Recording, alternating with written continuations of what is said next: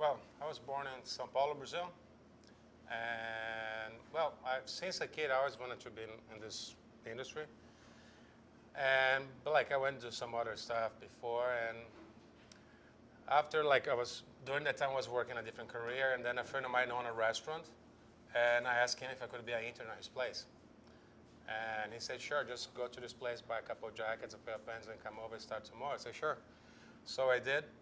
And I liked the industry, and then I used to work for advertising agencies as an art director. And I wasn't, I didn't feel that concept that happened there. I wasn't working so well. So then I decided that I would like to come back to New York to actually start cooking. And now I'm brewing.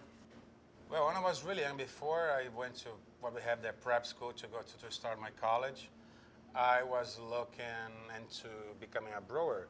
But the only school at the time then in São Paulo would be a school called Senac, which I would have to have a degree in production engineering in order to enroll their master program to work for what is now AB InBev, for all the breweries that they had in Brazil at the time. So pretty much everybody would be trained to work for AB InBev. And I didn't have a degree in engineering, and it wasn't really my thing, and I just gave up. And then, like 3 years ago, we were sitting with some friends here, and a friend of my wife said something about a homebrew kit for her husband. And I said, I would love to get one. And my wife gave me one, and that's the beginning of the story. Yes, we make our beer here, and it's a small system. We brew around a barrel to a little bit over at a time.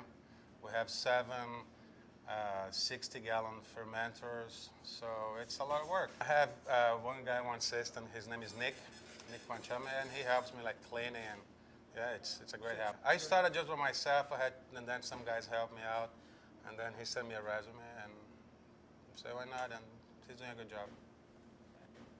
This is my mash tun, which is very small. It's about like 40 gallons.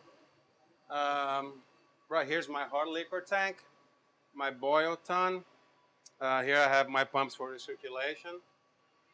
Here's some malt, my plate chillers. And actually just finishing, we're gonna start pumping this batch to the fermenters in the fermentation room right now. And we have already water ready for the second batch. We're doing a new IPA with this new hop. I have this little hose here. And then, this hose comes in here with my wife. Here a little bit of the malt. So then we're gonna pump to this room.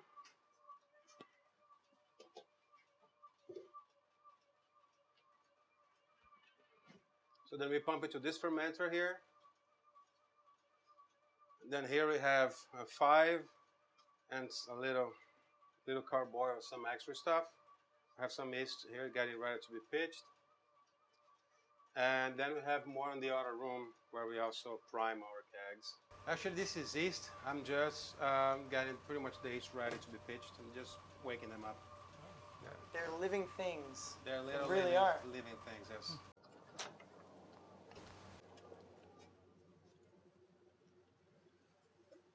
Okay, so here is pretty much. Smells like beer. Where we condition our kegs, we get ready, and we prime some of our beers by the bottle. Oh, I didn't know you did that. Yeah, we do. We have a bunch by the bottle here. And are these available anywhere other than here? No, just here. Oh. And we have more beers that are about to come by the bottle. And I have a triple, some other stuff that I mentioned earlier. Yeah. Red ale. And I mean, I guess you would have to go through distributor and figure out in order to sell that elsewhere. Yeah, I mean, I have actually, yeah, there's some distribution companies that would like to take me already. Yeah. I just need the license. My license is just to sell on premises for now. So we're looking for extension. It's just an extension. That's not a big deal. Okay. Like the hardest part of actually we got already, so it's not going to be that much hard. At the beginning, I think I did more of this kind of thought. Nowadays, I think it both occur more like independently. But like during the summer, like we did like the Citra, because of the citric profile, not the acidity. We always thought it would go really well with like the summer dishes, like ceviche, and it really did go really well. Like the red ale for like more like big, fatty dishes, it went really well with that too. So, yeah, I think and now we have a bunch of Belgian beer that actually been conditioned. We have a triple that we bottled yesterday. We're going to start selling very soon. We have a Belgian IPA that's waiting for space on the taps. We just use Sorachi's for that beer, which is a Japanese hop. Very like lemongrassy, has some interesting notes. And we use a triple yeast for that, so it has this kind of exotic spices to the beer. So it's a spicy lemongrass IPA. High, it's like 7.5% alcohol. It's an interesting beer. Very happy. Right now we have a new beer that just went to the tap, which is a maple brown common, which is a a California common, which is like a lager that ferments at 8 temperatures, and has a lot of U.S. maple syrup. It's a very interesting beer. It has a little dryness because we condition the kegs with maple also, so it gives this nice like aftertaste. It's very subtle, but it's there, it's present. So it's a nice beer. That's the newest one. Since we start selling our beers, I had the Citra Common, and then there's right now a kind of an IPA hop crisis, at least for smaller breweries. So I end up having to find like different varieties. And I found the Galaxy, which is Australian hop. So I've been making the Galaxy Common. Now it has almost similar character. And then now, next batch, I'm going to use another New Zealand hop called Motueka, which is it's very citrusy, but it's more like to the lemon than to like the passion fruit or tangerine orange profile. Well, a brew pub, usually they tend to give more emphasis on their beer than in their food. So end up having more, like the pub fare, which sometimes is great, even more after I have like 6 pints, it's great food. But like sometimes you want to sit down and have more like a restaurant experience. And I think there will be like a proper thing to do to try to fit ourselves into a different category. Not looking down on anyone else. It's just we try to make this niche. Yeah, more focus in the balance actually. And actually there are 2 or 3 in England brew pubs that they're called Gastrobrewery too. So it's not like something that we came up with. It's just apparently like a new tendency or something like that. We are looking for locations. We are talking a lot about opening a bigger gastrobrewery in the city. And we're looking at locations and planning, see when it's possible to actually open a real brewery.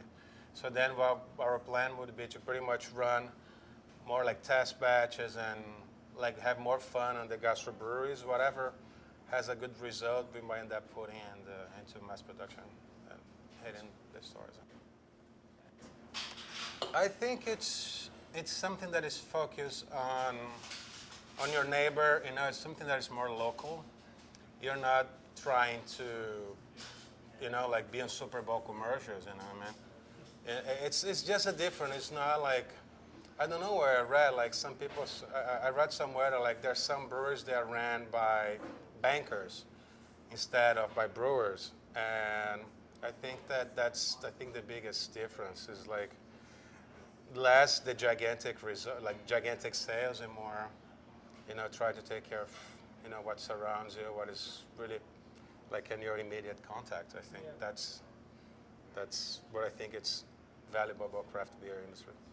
But like whenever like somebody asks for a Budweiser, we have like a cream ale. Like your Budweiser has a bunch of adjuncts that they add to it. Like so, we just malt actually Mary's Otter for the beer, so it has this nice flavor. And actually, we use a British yeast for that. So it's a nice light beer. Not being light, but it's a nice, entry level beer. And then we have beers that go like to 10% alcohol, like the American Strong Ale. And like we have the Imperial Stout that is coming out, which is an Imperial Stout, 9.1% alcohol, with a touch of Kona coffee and Mexican chocolate. So it's very like thick and it's very interesting. It has a very high bitterness, but it's very balanced with the malt. It's very, very nice. Very roasted without being toasted. It's not very nice beer. Okay, welcome to 508 Gastrobrewery. Cheers.